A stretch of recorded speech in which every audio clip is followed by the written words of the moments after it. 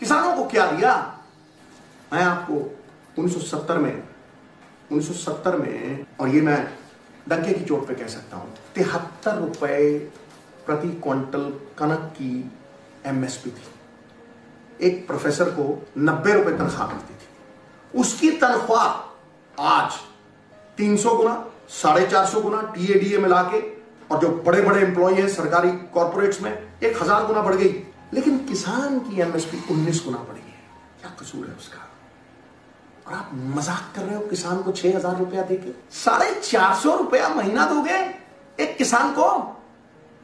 अरे उसको एक दिन का 1000 मिलना चाहिए, 2000 मिलना चाहिए। उसकी जो कैलकुलेशन है, जो डीजल की कीमत के अनुसार कीमतें बढ़ती हैं, उसको आपने कितनी कीमत दी है? 1992 में डीजल की कीमत 6 रुपए थी और गेहूं करीब 350 रुपए था और 270 रुपए धान था। डीजल बढ़ गया 80 तक, यानी 17 गुना।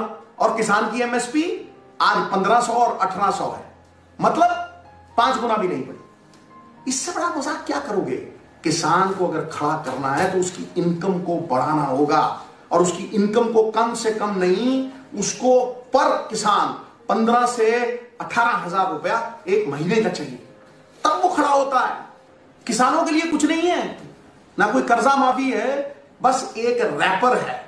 लॉलीपॉप देखा, वो रैपर वाला लॉलीपॉप, अंदर उसके भी कुछ नहीं है। वो रैपर वाला लॉलीपॉप है कि अब आपको हम 6000 रुपया साल देंगे। आप किस तरह से इस किसान की इनकम को उठाएंगे? उनके लिए मंडियां बनवाएंगे। 6% किसान एमएसपी ले पाता है। कहां से कहां आ गए हम? अन्नदाता को कहां खड़ा कर दिया हमने? किस तरह से, किस तरह की मजबूरी में वो आज खुदकुशियां कर रहा है? क्या दिया है आपने उसको? दिया कम है और लिया ज्यादा है। सत श्री अकाल, मैं हूं जसबीर जस्सी। मैं कोई राजनीतिक बंदा तो नहीं हूं, मगर राजनीतिक सोच तो हम सारे ही रखते हैं।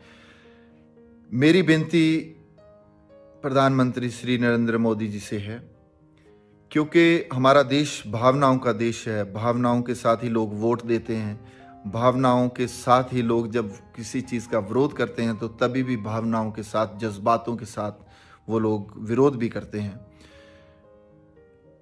ये बिल जिसका सरकार कह रही है कि किसानों को फ़ायदा होएगा, किसान कह रहे हैं कि हमें फ़ायदा नहीं होएगा, मेरे मुताबिक ऐसा ही है जैसे एक गांव की लड़की जिसकी शादी उसके माँ बाप उसकी इच्छा के खिलाफ जाकर कहीं कर देते हैं, जिधर उसका मन नहीं होता वहाँ पर शादी करने का, तो फिर भी उसकी शादी वहाँ की जाती है और उसको बार बार उसके फ़ायदे गिनाए जाते हैं कि वहाँ पर बहुत अच्छा लड़का है, उसका परिवार बहुत अच्छा है, आप बहुत ऐश करोगी, वहाँ पर गाड़ी है, आपको सारे सुख के साधन हैं। मगर उसकी इच्छा नहीं होती। उसके पास 3 ही ऑप्शन बचते हैं, या तो वो आत्महत्या कर ले, या फिर वो बगावत करे अपने घर वालों से, या फिर अपनी ज़िंदगी मर मर के वहाँ पर निकाल दे।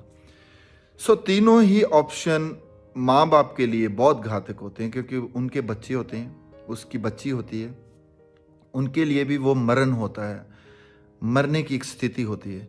सो प्रधानमंत्री, राष्ट्रपति, हमारे लीडर जो हैं वो हमारे देश के माता पिता होते हैं।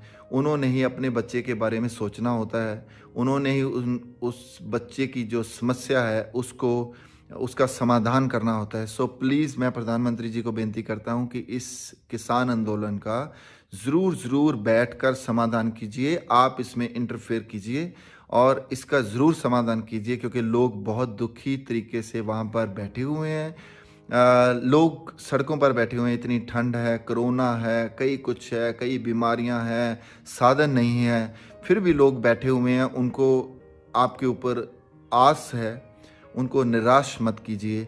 सो इस चीज़ का जल्दी से जल्दी समाधान कीजिए और अपने देश को और आगे बढ़ाने की कोशिश कीजिए। Thank you so much. सत श्री अकाल।